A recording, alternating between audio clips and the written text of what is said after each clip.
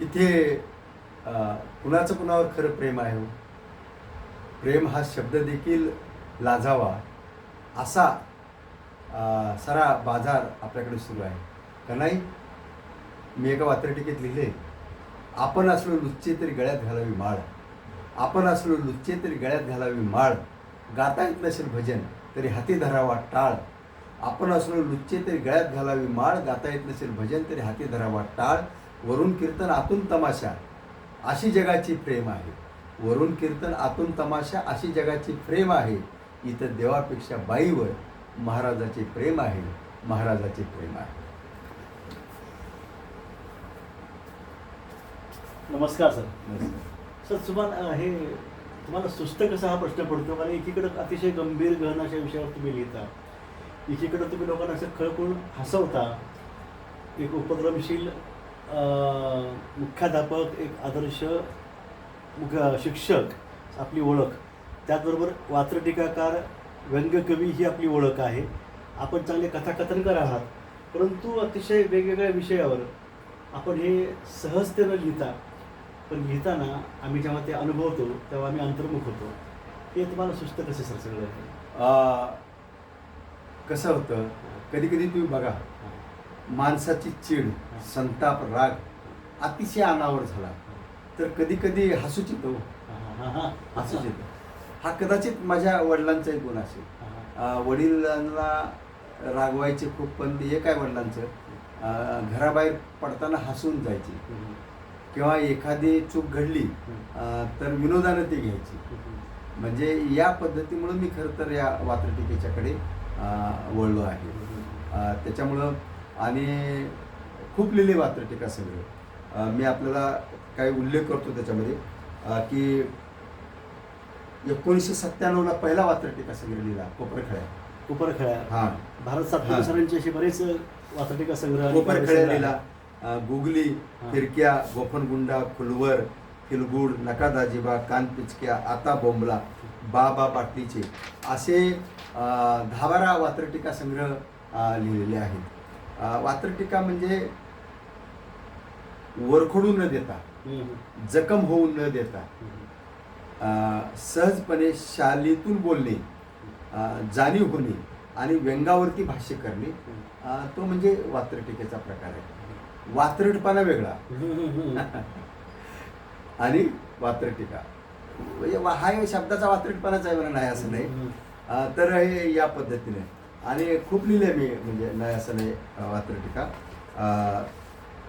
कॉलेजला असताना म्हणजे असं जाणवायचं की कॉलेजची जी पोरं आहेत ना, ती बऱ्याच वेळा शिकायला येत नाहीत, खूप मजा करायला येतात. ते दृश्य मी पाहिलं. असं लिहिलं की प्राध्यापक वर्गात येतात, गिरणीचा पट्टा चालू करतात. प्राध्यापक वर्गात येतात, गिरणीचा पट्टा चालू करतात, दळून घेणारे दळून घेतात, तर काही जण तिकडे वळून बघतात. तिने आपल्याकडे सहज जरी बघितले तर रात्री झोपेमध्ये समाधानाने घोरायला लागतात. सकाळी उठून पाहिले तर आपल्याजवळ कुणीच नाही, म्हणून पुन्हा झुरायला लागतात. असं हे सगळं असं हे लिहिले. दुसरं, आता बघा तुम्ही, परिस्थिती फार बिकट झाली आहे. काय बिकट झाली की काय म्हणतात तसं, जिकडे तिकडे चाललेला स्फोट आहे, जिकडे तिकडे चाललेला स्फोट आहे. बाहेर जावं तर बॉम्बस्फोट आहे आणि घरी राहावं तर घटस्फोट आहे. कुणाचं नातं राहिलं नाही, आता अस्थिर झालेलं आहे. गॅरंटीच नाही ना. हा, काय गॅरंटी नाही ना. कारण कसं आहे सांगतो, मी नो गॅरंटी नावाच्या कवितेत लिहिले की माणुसकीच्या माणसा घराबाहेर पडण्याआधी घरातल्या माणसांना डोळे भरून पहा. माणुसकीच्या माणसा घराबाहेर पडण्याआधी घरातल्या माणसांना डोळे भरून पहा, कारण सत्ता संपत्तीच्या उसळलेल्या डोंबातून आपण घरी सुखरूप येऊ याची आता गॅरंटी नाही. सत्ता संपत्तीच्या उसळलेल्या डोंबातून आपण आता सुखरूप घरी येऊ याची आता गॅरंटी नाही. आणि कदाचित आपण घरी परतलो तर घर तरी सुखरूप असेल याची आता गॅरंटी नाही. मला एक ओळ आठवली मला, ज्याचा याचा काही संबंध नाही, पण थोडासा संदर्भ असा आहे सर. घर से निकलते वक्त अक्सर अपने जेब में अपना फोटो लेकर बाहर निकलो. बरोबर. घर से बाहर निकले तो अपने जेब में अक्सर अपना फोटो रख कर बाहर निकलो, बरोबर. क्योंकि हाथ से चेहरे का नक्शा बदल देते हैं, हाथ से चेहरे का नक्शा बदल देते खरं हैं. आहे, खरं आहे. फार वाईट हाँ, हाँ. म्हणजे आणखी वाईट. एक सरळ जाता थोडं.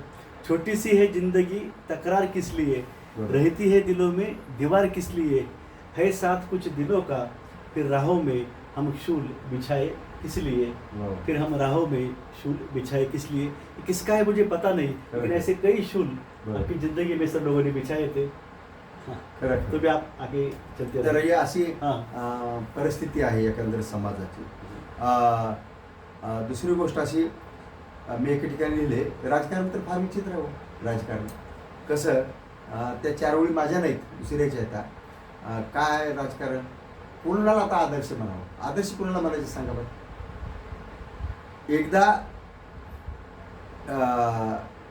एकदा एका पुढाऱ्याला एक कुत्रे डसले, हम्म, हम्म, एकदा एका पुढाऱ्याला एक कुत्रे डसले. हम्म. तेव्हापासून कुत्रे भुकायचे सोडून चौकात चौकात भाषण देत बसले. असं आहे सर, असं असं आहे. तुमचे वात्रटिका आम्ही वाचले होते. हां. दैनिक एकमत, दैनिक संचार, दैनिक मराठवाडा नेता. मराठवाडा नेता म्हणजे जवळपास तब्बल 18 वर्ष 18 वर्ष. दैनिक स्वरूपात सरांच्या वात्रटिका आलेल्या आहेत. बरोबर. तसा असो. मी आणखी एका ठिकाणी असं लिहिले, ज्यांना गल्लीत वाजवता येते तो वाजंत्री होतो, ज्यांना गल्लीत वाजवता येते तो वाजंत्री होतो, ज्यांना दिल्लीत वाजवता येते तो मंत्री होतो, हां, हां. पण ज्याने कुठे वाजवली कुणालाच कळत नाही तो मुख्यमंत्री होतो. सध्या हे प्रकरण सगळे दिसू लागले. हा, असं आहे सध्या. सर ते आणखी तुम्ही सांगितलं होते मग परमनंटचं कायम वगैरे हा, एक घरगुती संदर्भ आहे त्याच्यामध्ये. हा, हा. कोणी परमनंट होईल का नाही गॅरंटी नाही सांगता येत ना. तर ते- बरोबर. तुम्ही सांगितलं हा. की ते घरी सुद्धा ते म्हणजे नेत्या- शिक्षणाचा बाजार झाला. हां, हां, हां. शिक्षणाचा बाजार झाला. मी म्हटलंय काय, आधुनिक संस्था चालक, हां, हां, हां, हां. आधुनिक संस्था चालक घरी देखील सवयीप्रमाणे आलिशान वागायला लागतात.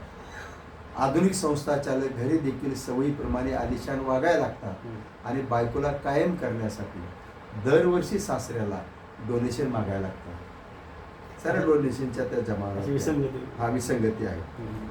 त्यानंतर मी असं लिहिलं की एक नापास झालेला मुलगा हम्म. मुलीला म्हणाला, माझ्यावर प्रेम करशील का. हम्म. एक नापास झालेला मुलगा मुलीला म्हणाला, माझ्यावर प्रेम करशील का. मुलगी म्हणाली, एवढे धाडस करू नको, कारण तू प्रेमात देखील नापास होशील.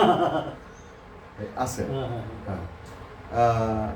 हे झालं. आणि बघा काय झालं की आपल्याकडे साधारणतः आधुनिक पिढी बिघडायला लागली हो. कशी, पूर्वी बापाला सफरचंद आवडायचा, पूर्वी बापाला सफरचंद आवडायचा, आता मुलांना माणिकचंद आवडतो.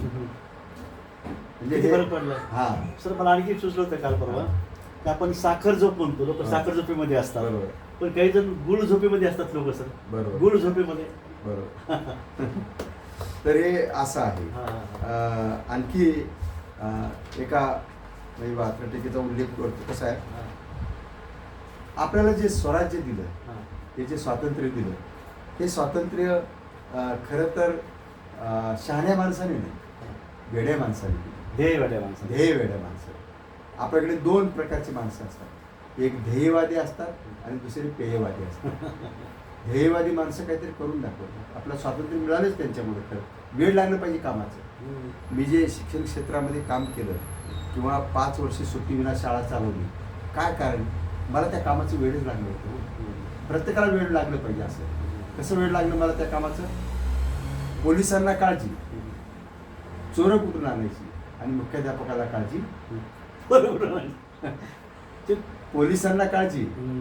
चोरं कुठून आणायची, आणि मुख्याध्यापकाला काळजी, पोरं कुठून आणायची. ती म्हणाली 2 नंतर तिसरं नको, हम्म. ती म्हणाली 2 नंतर तिसरं नको. हम्म. कुटुंब नियोजनाची केस घडली पाहिजे, हम्म. पण हा मुख्याध्यापक नवरा तिला झोपे देखील म्हणाला, पोरं वाढली पाहिजे, पोरं वाढली पाहिजे. हे असं सारं वेळ पाहिजे आपल्या कामाचा. असो, आणखी एक वात्रटिका आपण घेऊन संपवून टाकूया. पण कुणाची स्तुती न करता, हा, काय झालं सांगतो तुम्हाला, हल्ली माणसं एवढी स्तुती करतात ना एकमेकाची, फक्त स्वार्थासाठी. हां. एक मी उदाहरण नेहमी देतो भाषणामध्ये. एक माझे मित्र होते मराठीचे प्राध्यापक, हसायचे, खेळायचे, अतिशय विनोद करायचे. एकदा अतिशय गंभीर, मी म्हणलं काय झालं सांगा. अहो म्हणजे सांगावं काय, म्हणजे सांगा तरी. म्हणजे बायको मला रोज भांडायली म्हणते. कारण बायको साधी गोष्ट नसते.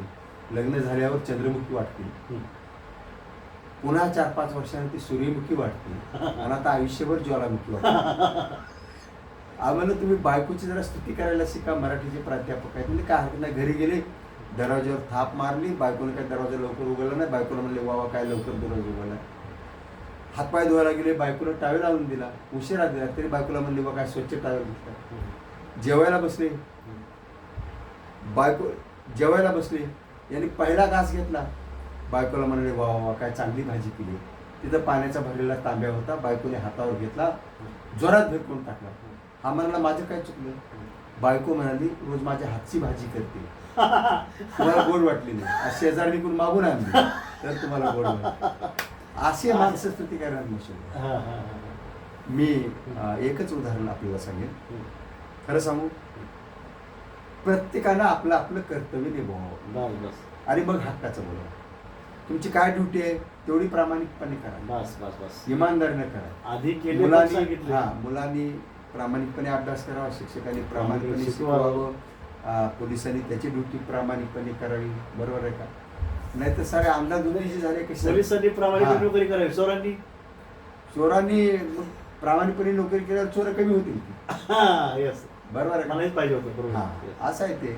आता काय झालंय, एका पुढाऱ्याचा खिसे कापून खिसा कापला. लाड बघा आपल्याकडे. एका पुढाऱ्याचा खिसे कापून खिसा कापला, तरी पुढारी आनंदात त्याला विचारले तू एवढा का आनंदात, काय बोलावं म्हणजे. तोही मतदार आपला, हे मतदारांना जपण्यासाठी. पण एक आहे, प्रत्येकाने आपली आपली कामं केली पाहिजे. तुम्हाला गंमत सांगतो मी. एका बाईला 7-12 पाहिजे असतो. 7-12 काय करावं तिला म्हणते ते बा आता तलाठी येते हा, आणि जुनी म्हणजे ह्याच्यात ती येते आता, आणि आल्यावर तुला 7-12 त्याला माग. ती रोज वाट बघते त्या कुठे तलाट्याच्या ऑफिसपाशी. तू काही येत नाही. आठवडा जातो, 15 दिवस. ती म्हणते काय करू, तलाठी येतच नाही. वैतागून गेली त्या तलाट्याला. मग कुणीतरी म्हणलं असं करा, तुम्ही जरा तालुक्याला जावा, म्हणजे तहसीलदारला ते देईल. आली बाई तालुक्याला, तहसीलदार बैठकीला निघून गेली.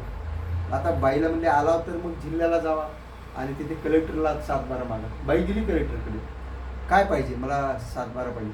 किती चक्रा मारल्या म्हणजे तलाठीच भेटच होण्यामध्ये, आणि 7-12 मला काय मिळाला. कलेक्टरने एका मिनिटामध्ये त्या बाईला 7-12 दिला. बाई म्हणाली कलेक्टरला, मी तुमच्यापेक्षा वयानं जास्त आहे, तुम्हाला आशीर्वाद देते की पुढच्या जन्मात तुम्ही तलाठी व्हाल. म्हणजे बाईच्या नजरेत कोण मोठा, काम न करणारा तलाठी. आणखी एक किस्सा आहे, न भेटणारा तलाठी मोठा. म्हणून आपलं काम आपण प्रत्येकाने करावं. एक किस्सा आणखी सांगतो 1 मिनिटाचा. त्यामध्ये किस्सा माझ्या वडील नेहमी कार्यक्रमात सांगायचे की एका म्हातारीनं पत्र लिहिलं देवाला की देवा माझ्या गरिबी आहे, उपासमार होते, देवा मला पैसे द्या. पत्र लिहायची ती, ते पत्र कोणतरी पोस्टामध्ये द्यायचं. ते नेमकं एका विषयीच्या पोस्टमॅनच्या हातामध्ये ते पत्र नेहमी पडायचं. जो काही पत्ता पेता असेल ते देव बाप्पा अमुक ते लिहिलं असेल समजा. ते 2दा-4दा त्यानं तेच वाचलं पत्र. आता त्याला कळलं की म्हाताऱ्याची काहीतरी अडचण आहे, आपण म्हाताऱ्याला काहीतरी मदत केली पाहिजे. प्रामाणिकपणे त्यानं आपलं स्वतःचे 2 रुपये 5 रुपये आणखी कोणाचे असे सगळे त्याने पैसे गोळा केले. समजा म्हाताऱ्याला 100 रुपये पाहिजे होते, तर त्यांच्याकडून येते 90 रुपये त्याच्याकडून जमा झाले सगळे, आणि त्याची ती मनी ऑर्डर केली आणि त्या पोस्टमॅननं त्या म्हातारीला दिली. पण ती आनंदित झाली की मला देवाने पैसे धाडले, देवाने पैसे दिले मला. मी 100 मागितले पण देवाने 90 दिले. पण नाराज झाली, म्हणली देव किती चांगला आहे, देवाने मला 100 रुपये दिले असतील. पोस्टमॅन किती खडूस आहे, किती खराब माणूस आहे, त्याने 10 रुपये चोरले किंवा. हे तुम्ही जे सांगतात म्हणजे हे असं आहे, नेमकं सत्य काय ते कळायला होत नाही. एका वात्रटिकेचा उल्लेख करतो आणि आपण थांबूया. गांधीजी 3 माकडं तुम्हाला माहिती आहे. 3 फोटो, एकाचा कानावर हात, एकाचा डोळ्यावर हात आणि एकाचा तोंडावर हात. त्याच्यावर कविता लिहिली. वात्र टीका. एक सज्जन माणूस महात्मा गांधीजीला म्हणाला, एक सज्जन माणूस महात्मा गांधीजीला म्हणाला, गांधीजी तुम्ही गेल्यापासून तुमची तिन्ही माकडं बिघडली आहे. एक सज्जन माणूस महात्मा गांधींना म्हणाला, गांधीजी तुम्ही गेल्यापासून तुमची तिन्ही माकडं बिघडली आहेत. वाईट पाहतात, वाईट ऐकतात, वाईट बोलतात. तेव्हा गांधी म्हणाले तुमची तक्रार रास्त आहे. तेव्हा गांधीजी म्हणाले तुमची तक्रार रास्त आहे. या देशात सज्जन माणसे वाजंत्री आहेत. या देशात सज्जन माणसे वाजंत्री आहेत. आणि माझी तिन्ही माकडे सध्या मंत्री आहेत, मंत्री आहेत. असं हे विधान चित्र आहे. ओके, धन्यवाद. धन्यवाद. नमस्कार. धन्यवाद सर. नमस्कार. भेटूया आपण असंच आपण